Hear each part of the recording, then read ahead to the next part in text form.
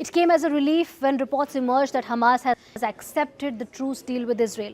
However, soon, Israel rejected it, saying that it's not okay with it. Things are back to where they were. Now the war rages on with civilians dying and thousands being displaced in Rafah as we speak. Let's get to the latest update on Israel's Rafah attack and why Netanyahu did not accept the truce deal.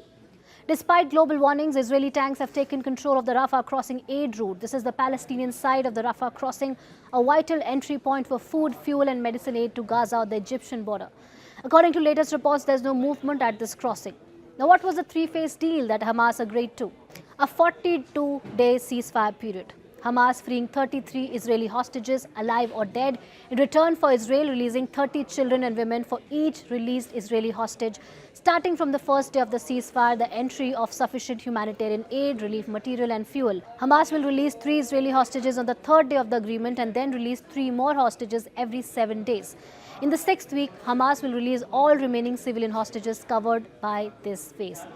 In exchange, Israel will release the agreed number of Palestinian prisoners in Israeli prisons. Israel has rejected all these terms and conditions. It has said that the proposal was far from its essential demands, but it would continue to talk with the other side. Remember, the world has consistently warned Israel against attacking Rafah, where more than 1.4 million people of Gaza have taken refuge. The world leaders have warned that it will become a grave if Israel launches any operation here.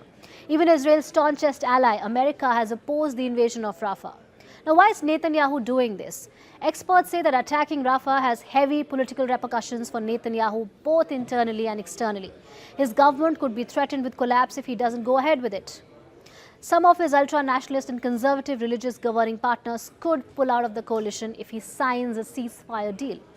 One of his coalition members has said that accepting a ceasefire deal and not carrying out a Rafah operation would amount to Israel giving victory to Hamas.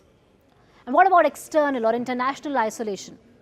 Although countries like China, Turkey, Egypt, Jordan, Saudi Arabia, France and the UK have warned of catastrophic consequences, it's largely believed that international anger will be rhetorical.